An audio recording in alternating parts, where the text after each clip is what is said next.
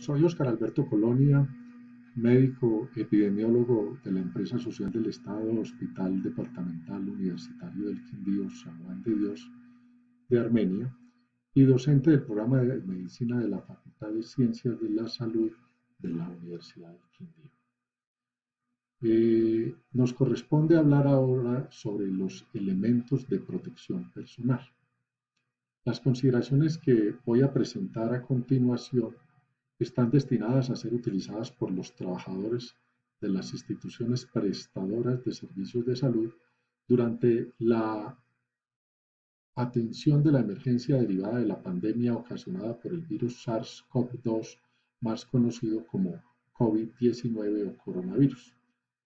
No se trata de medidas desconocidas para los trabajadores de la salud, pero deben ser recordadas en estos momentos para optimizar el manejo de los elementos de protección y así evitar que por el pánico derivado de la desinformación ofrecida por los medios de comunicación y las redes sociales se realice un uso exagerado e irracional de estos.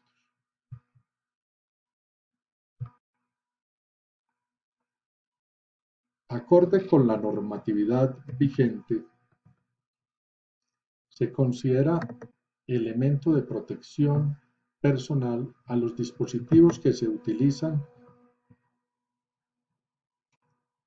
para proteger al trabajador de los riesgos derivados de su trabajo con el fin de mantener su seguridad o su salud en el trabajo.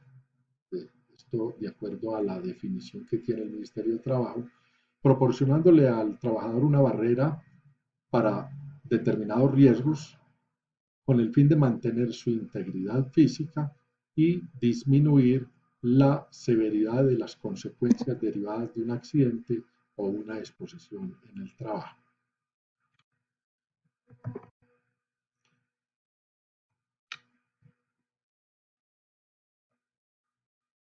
Es necesario, para comprender el uso de los elementos de protección personal para la prevención de infección por el virus SARS-CoV-2 o COVID-19, entender la cadena de transmisión de la enfermedad. Para que haya transmisión de la enfermedad se requiere, en primer lugar, un paciente infectado, o sea, la fuente de infección. En segundo lugar, un estornudo, tos o el habla, o sea, una vía de salida del germen del paciente infectado. Posteriormente, unas gotas contaminadas con el virus que vendría a ser el mecanismo de transmisión, una mucosa respiratoria u ocular expuesta en la persona que lo recibe, o sea, la vía de entrada, y un trabajador lógicamente expuesto, que se denominaría persona susceptible. Estos elementos de protección personal buscan interrumpir esta cadena de transmisión mediante una barrera aplicada en la vía de entrada del virus para evitar el contagio. Para interrumpir esta cadena de transmisión en las infecciones, las instituciones prestadoras de servicios de salud utilizan lo que se denominan las precauciones de aislamiento, que se clasifican de la siguiente manera. Aislamiento estándar, que es aquel que se aplica a todos los pacientes independientemente de la enfermedad que padezcan. Por ejemplo, un paciente con insuficiencia renal crónica debe ser manejado con una serie de cuidados para evitar posibles infecciones. La segunda, el aislamiento de gotas, que es para el manejo de pacientes con enfermedades que se pueden transmitir por gotas expulsadas por el paciente durante la tos, los estornudos y el habla, que por su tamaño caen al piso a poca distancia del paciente, a menos de 1 metro, por ejemplo, el virus de la gripe. Aislamiento de contacto para el manejo de pacientes con enfermedades que se pueden transmitir por el contacto con su piel, por ejemplo, infecciones por pseudomonas. Aislamiento aéreo para el manejo de pacientes con enfermedades que se pueden transmitir por gotas y aerosoles que se pueden suspender en el aire por largas distancias. Como ejemplo de esto tenemos la tuberculosis. Y aislamiento vectorial para manejo de pacientes con enfermedades transmitidas por vectores, como es el caso del dengue.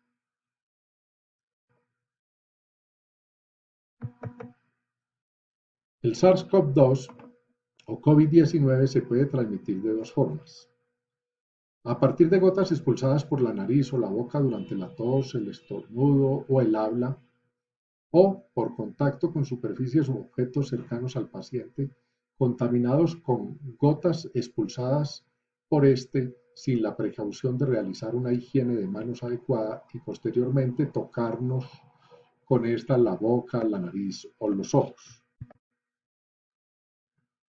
La transmisión por gotas requiere una cercanía estrecha entre el paciente y el trabajador debido a que las gotas expulsadas permanecen poco tiempo en el aire porque por su peso caen al piso a una distancia inferior a 1 metro.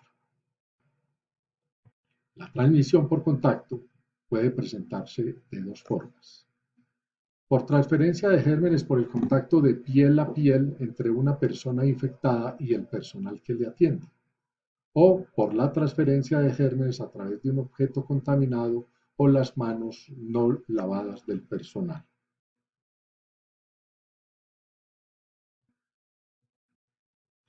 Teniendo en cuenta los mecanismos de transmisión del SARS-CoV-2 o COVID-19, deben implementar dos tipos de precauciones de aislamiento: el aislamiento de gotas y el aislamiento de contacto.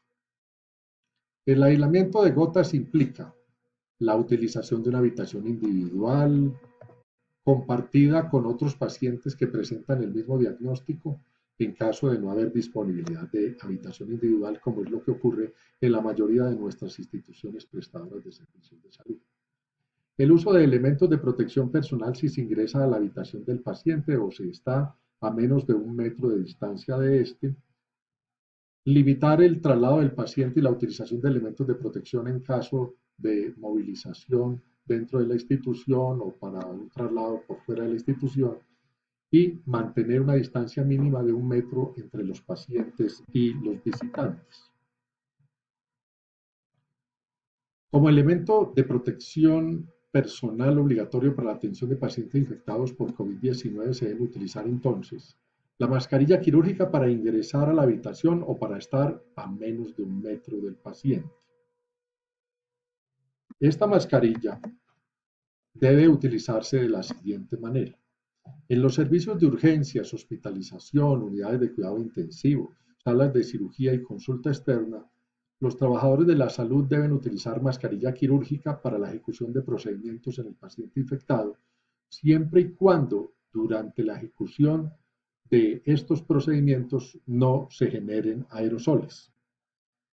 En estos servicios, el personal de limpieza, igualmente que los acompañantes o visitantes, deben utilizar mascarilla quirúrgica para ingresar a la habitación. Si las condiciones del paciente lo permiten, el paciente también debería utilizar una mascarilla quirúrgica.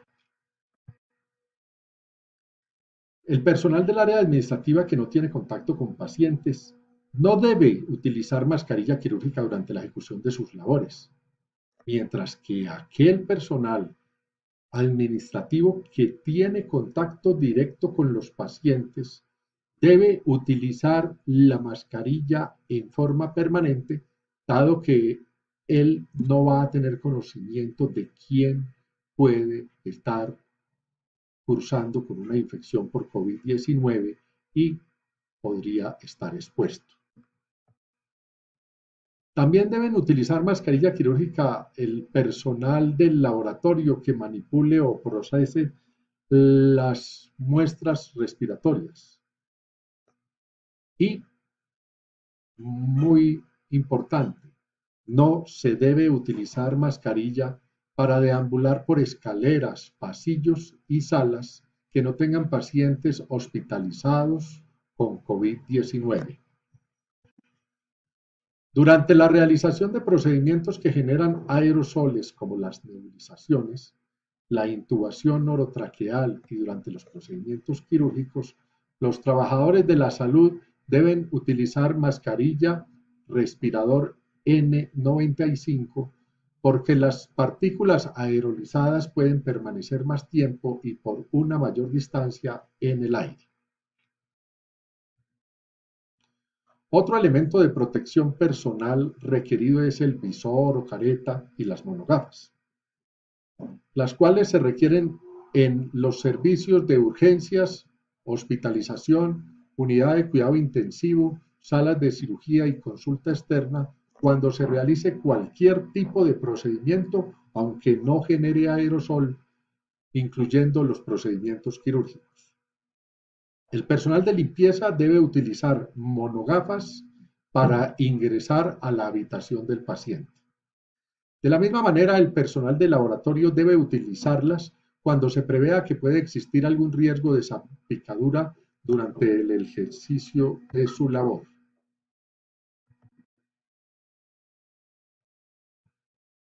Ya en lo que tiene que ver con el aislamiento de contacto, el personal para dar cumplimiento a este aislamiento de contacto, además de la utilización de la habitación individual preferiblemente y la higiene permanente de manos, se deben utilizar elementos de protección adicional como son las batas o blusas antifluido y los guantes. Los trabajadores de la salud deben vestir una bata o blusa antifluido de mangas largas para la realización de los procedimientos, pero utilizando debajo de esta un vestido quirúrgico. Este último solo se retira al finalizar el turno. Las batas antifluidos se deben desechar antes de la salida de la habitación del paciente. El personal de limpieza y los visitantes o acompañantes deben vestir igualmente una bata o blusa blanca de manga larga. Si el personal del laboratorio manipula muestras respiratorias, también debe observar igual conducta. Con relación a los guantes se deben utilizar guantes limpios, no estériles, para la ejecución de aquellos procedimientos que no son procedimientos quirúrgicos. El personal de limpieza pues, debe utilizar también guantes, pero guantes de caucho, y el personal de visitantes debería utilizar mientras esté en la habitación del paciente unos guantes limpios. Al finalizar, al salir de la habitación, pues los guantes se deben retirar al igual que todo el equipo de protección personal y una vez retirados estos guantes se debe realizar una adecuada higiene de manos para evitar contaminación. Otros elementos de protección personal como los gorros y las polainas son opcionales, excepto en los procedimientos quirúrgicos. El personal de limpieza debería calzar zapatos cerrados o botas. Es importante que tener en cuenta que el uso de equipo de protección personal es una ayuda para evitar el contagio, pero que por la mala utilización o por una forma inadecuada al retirar los equipos o los elementos de protección personal nos podemos contaminar y debemos tener mucho cuidado al respecto. Muchas gracias por su atención.